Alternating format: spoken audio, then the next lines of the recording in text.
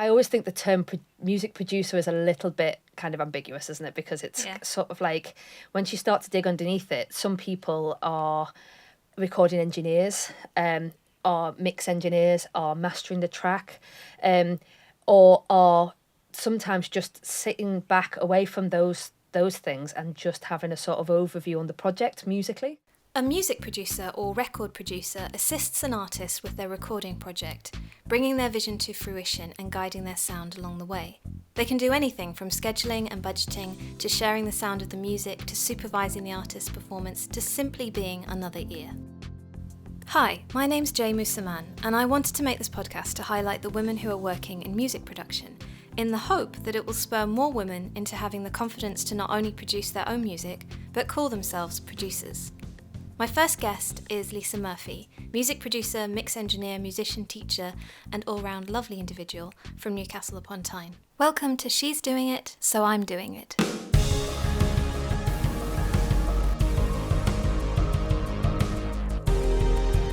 I was always really into kind of computers and things as a kid, and so I sort of fell into music technology because bringing together my sort of love of playing music and listening to music and my love of techie, geeky computer things, I discovered that I could do this when I went to college. So I did my A-levels, and one of them was music technology. And then fast forward a bit, I ended up going to university doing a degree in music tech, and then I ended up teaching music tech for many years alongside doing my own production, and then kind of just building up my skills, building up my network, building up my portfolio of work. Did you find there were any obstacles as a woman? At first I didn't really realise it. I knew that I was going into a field that was very much like male-dominated. Male-dominated is right. According to a recent study done by USC, across 2012 to 2020, women comprised a total of 21.6% of all artists, 12.6% of all songwriters, and 2.6% of all producers. A survey of the top 100 songs by British acts to feature in the UK Airplay chart between the 1st of January and 15th of August this year found that only 19% were by female acts. Male artists accounted for 51%, and mixed gender collaborations made up 30%. I only really realised it really affecting me more so when I started to have these conversations with people over the last 3 or 4 years. Do you think that we don't get as much work as women? Do you feel that, how do you feel, talking to other women who wanted to be producers about their opportunities? And then I started to really reflect on my own practice and going, oh yeah, I've been kind of compensating for that for years. I've been massively over explaining things. I've been really trying to force situations to make opportunities for myself, and I didn't realise how much I've been doing it until I started to really look at it and have these conversations. So then I tried to start doing something about it, where now I try to, as much as possible, be involved with or lead projects where I encourage more women to get involved with the technological side of making music. Lisa applied to the Arts Council for funding to run a project to get more women into the studio. She was awarded the funding and set up a 6-month project with 4 local women producers. We started small. I had 4 women working with me who wanted to develop their skills in production, all quite different in terms of their backgrounds and their approach. And then across 6 months, we did lots of recording and mixing, and we just had a really hands-on practical time and created a safe space to be able to just ask any question, try any idea. And not be judged for asking a question, not be kind of looked down on for not knowing something or thinking you don't know It's something. massively eye-opening for me, because to find other people talking about experiences that I'd had that I just thought were kind of unique to me, and then when they would say something like, I felt like that, or I thought I couldn't ask that question, or I felt a little bit talked down to in this situation because just because of being a woman in that environment, it was a bit like, oh, you're asking a silly question. Like, I'm just asking a question. Do you know, I think as much as you could say, okay, we learnt these things or we bridged those gaps in someone's skills, the main thing about that was confidence, and either talking about the technical aspects of what they're doing or actually going ahead and producing their music. There's examples now of where they're actually much more hands-on in the studio when they're recording, or where they're actually recording, mixing and releasing, completely producing their music without anybody else's input. when you're doing music, you get told a lot to work with other people, which is really important. It's important to collaborate and kind of get other ears. But where's the balance between wanting to produce as a woman and being told that you should hook up with a producer to get your work done? Because I think it's something that I struggled with, where people would say you should work with someone to make your music better, which is true. But then how do you actually develop to the point where you're saying where they can mix and master it and do everything? How do you get to that point without feeling guilty for wanting to do that? Feeling guilty for wanting to do it yourself? Yeah, you mean? yeah. Because I think, Yeah, I might just be speaking for me, but I think maybe there is a little bit of that, of feeling guilty for wanting to do it all, or being made to feel like you should have someone else do it. But you can collaborate with people, but not have to have them have a lead role in your project, can't you? So, Yeah. and you can also, this sounds like a very odd phrase, but you can sort of wean yourself off that level of support as well, can't you, over time? Yeah.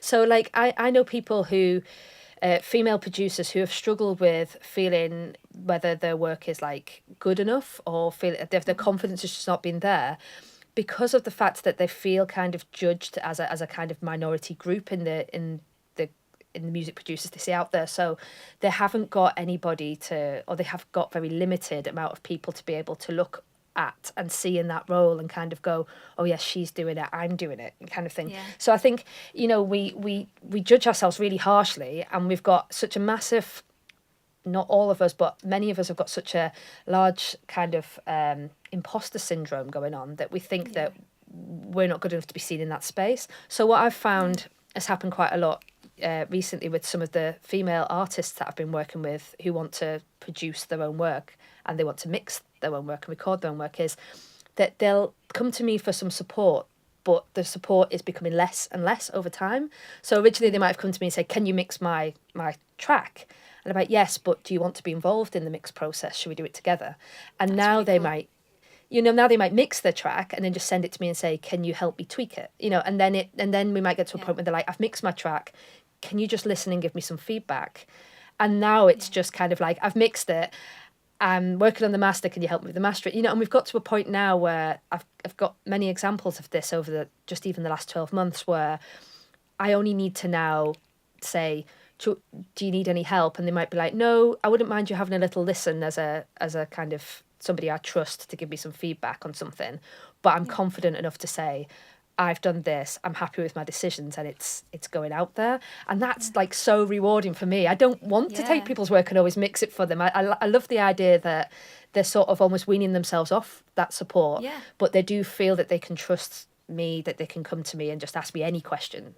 I actually think there's a lot of women who produce music. I just don't think that they're all confident to call themselves producers. And you might find that people who see themselves, so a lot of men who see themselves represented more in the music industry as producers, are quicker to get to that point where they feel confident to call themselves a music producer.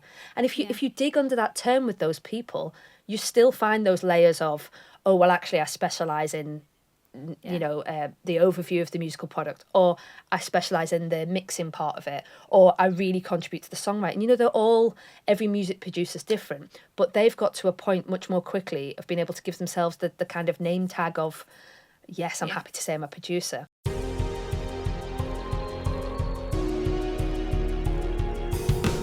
Lisa is about to take me through a breakdown of a debut release by the artist Koshal. So this song is, as I say, by an artist called Koshal, and it's something that she recorded at home, which is quite common, more common than ever now, I think, coming out the back of the pandemic, that a lot of people have taken to kind of like bedroom production. So rather than how some people come to me with just say a bit of guitar or a vocal and that might be it, this is a track that you might have thought, well, that seems fully finished, but it hadn't been kind of polished up, ready to be released. So what I actually got sent, if you ignore kind of all this at the moment, is I got sent a lead vocal, and two other lead vocals, a harmony part that just comes in at certain points of the song. And then I got sent a whole raft of guitar ideas, and then some drums that had just been played in on a keyboard. So what we would call like a MIDI drum part or a programmed drum part, where they're not real drums, they're just computerized sounds. So like kind of somebody might have played them in on a keyboard or clicked them in with a mouse, but they've created the drum pattern. And then a bass part as well. Often, like, somebody would also send you like a little, what we would call like a bounce of that mix. So they've just like sent you an audio file of what that actually sounds like to this point, and you could have a listen to it. What this artist did was actually sent me the audio files, what we sometimes we call them the stems, but technically it's just the audio they've recorded. I asked them about their influences. That's not because we're copying other artists, it's just like, what kind of music are you listening to? What kind of things do you feel influences your songwriting, or what sounds do you like? I'll often say to an artist, can you give me a kind of playlist to have a listen to so I can get in the same headspace as you? I did a very early sort of rough, this is where I'm going with it, which is what I would always do, so that the artist has a chance to kind of feedback and say yes or no, keep going with that, and you don't waste lots and lots of time polishing something up to be really, really tidy. That takes a lot of time and it's not what they want. What I took from these influences then was definitely that we should have multi-tracked vocals.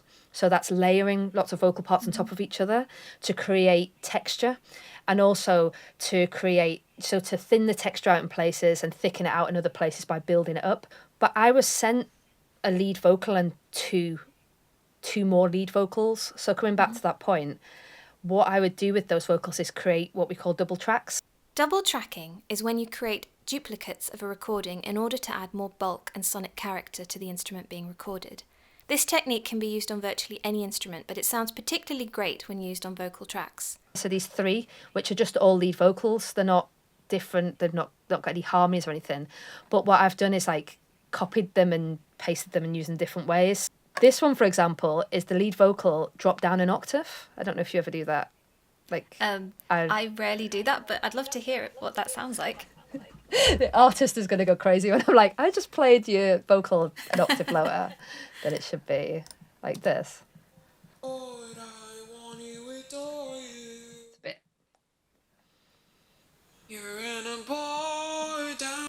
I mean, it sounds really random on its own, but if you drop that in with the lead vocal. Lord, I want to adore you.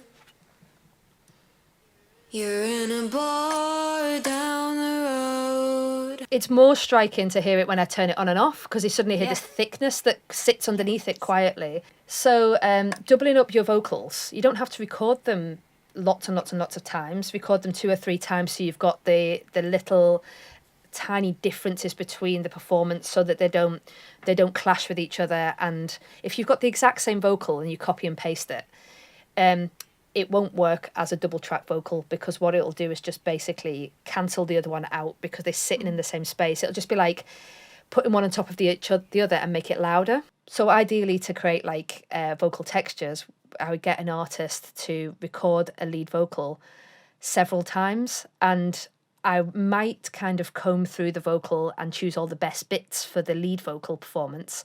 And then nothing is wasted, because the other vocals that they've done, I'll stack them up and create like really interesting textures with the vocal.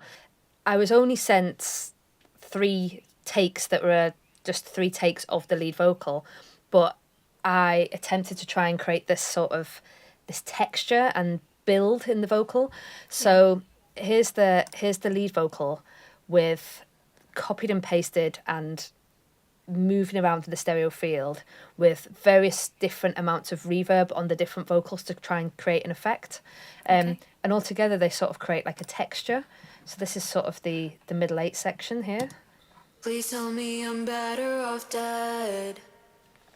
Scream at me, scream at me. Stick a knife straight into my chest. Let me bleed, be mean to me. Get out of my head. I don't want to be adored. I want to adore you. So you'll see that the vocals drop out for a bit just in one section to try and like accentuate a certain point. So I think you don't always have to like add things to accentuate a point in music. Sometimes like dropping things out is also really, really helpful. And then when you drop in the harmony part, and again, I was just sent one harmony part, and I'll solo it. So it's this bit, wave my mouse over here at the bottom. That I didn't feel the need to like copy and paste it loads so that there's loads of it. I just dropped it in behind all these vocals so that we had this kind of nice harmony part. Please tell me I'm better off dead. Scream at me, stick a knife straight in my chest. Let me bleed. So if we're listening to a song and we think something's missing, it just doesn't feel full enough.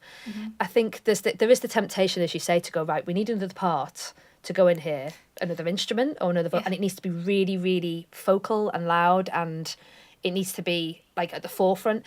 Not necessarily. Like I only learnt this kind of like, I don't know, I think it was about 5 or 6 years ago. I was in a recording session, and it wasn't mine. I was sort of just wandering through the studio at the time, and there was this well-known producer recording this like really heavy rock band, and they were recording wild guitars, and I was like, what's a wild guitar? This sounds very interesting.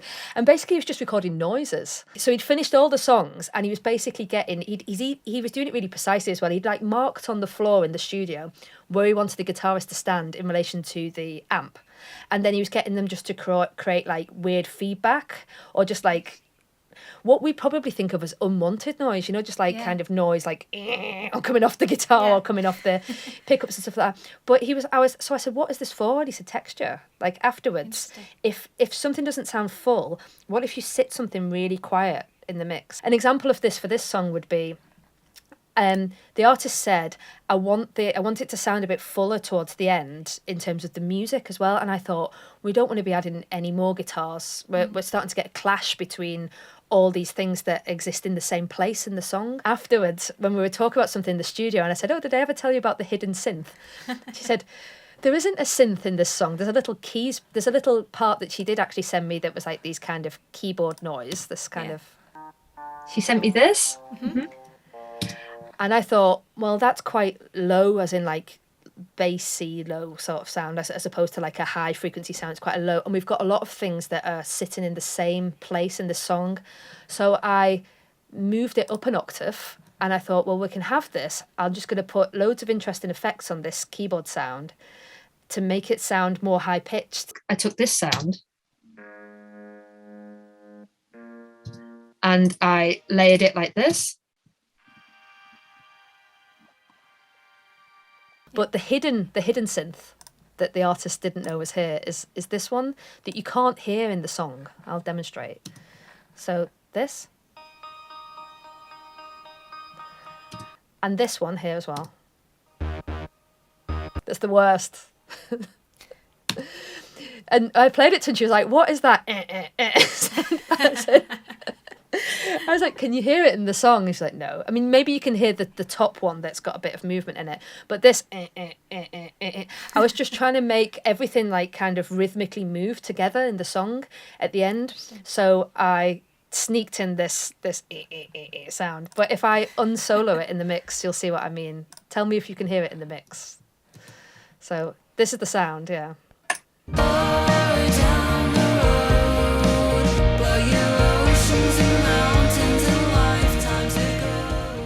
To find out more about Lisa and her projects, you can find her at www.instagram.com/LisaMurphy_music, where there are links to her recording studio and to her Women in Music production program. Thank you so much for listening. See you next time. If this is the first time you're tuning into this series, check out the other episodes at Narc Magazine. You can find us on Spotify or watch the animated version at www.youtube.com/Narc Magazine TV.